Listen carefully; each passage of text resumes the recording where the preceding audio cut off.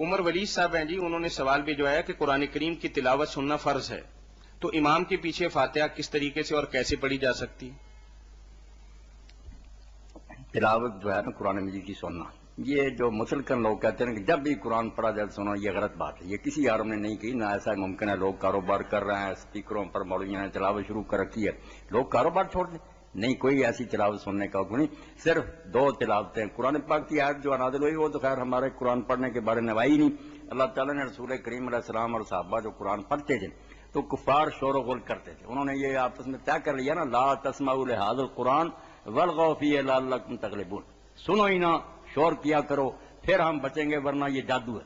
ان کے جواب میں اللہ نے یہ اتارا کہ وَإِذَا قُرِئَ الْقُرْآنُ فَاسْتَمِعُوا، اور نامرادو جب پڑھا جائے تو سن لیا کرو، وان سے تو خاموش رہا کرو لعلکم ترحمون، شاید تمہاری قسمت میں رحمت ہو جائے.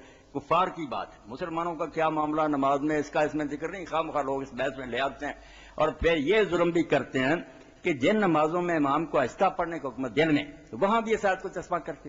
مولانا انور شاہ رحمۃ اللہ علیہ فرماتے ہیں، مولانا عبدالعزیز رحمۃ اللہ علیہ فرماتے ہیں کہ اگر وہ کافروں کے حق میں جو اتری تھی مسلمانوں کے کیس میں بھی اس کو گھسیٹنا ہے تو یہ تو اللہ کا خوف کرو کہ جن نمازوں میں امام آہستہ پڑھ رہا وہاں وہ کیا سنیں، اس کے منہ کے ساتھ کہاں جا کر گئے.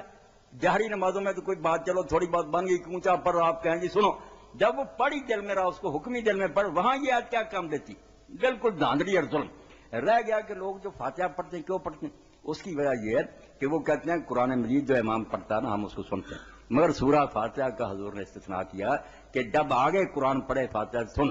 فاتحہ جو ہے نا امام کے پیچھے بھی تم پڑھ سکتے ہو اگر آرام سے پڑھ لو، گڑبڑ نہ ہو. اس حدیث کی وجہ سے کہ جب امام بلند آواز سے پڑھے تو اور کچھ نہ پڑھو سوائے فاتحہ. یہ جو فاتحہ کو آپ نے ایکسپٹ کیا نا کہ یہ الگ ہے، اس کی وجہ سے وہ پڑھتے ہیں کہ یہ سارے مسلمانوں کو دہرانا چاہیے، یہ وہ نغمہ کورس جو مل کر گانا چاہیے. آگے جب شروع کرے گا قرآن پھر خاموشی سے سنائیں گے. یہ سورہ فاتحہ حضور نے خود حدیث میں کہا کہ جب میں اونچی پڑھوں اور کچھ نہ پڑھا کرو سوائے سورہ فاتحہ. اس وجہ سے پڑھ رہے ہیں، حضور کے حکم کی تعمیل کر رہے ہیں کہ یہ پڑھ لیں گے. جب آگے قرآن شروع ہوگا جو امام بلند آواز سے پڑھے گا پھر خاموشی سے سنیں گے.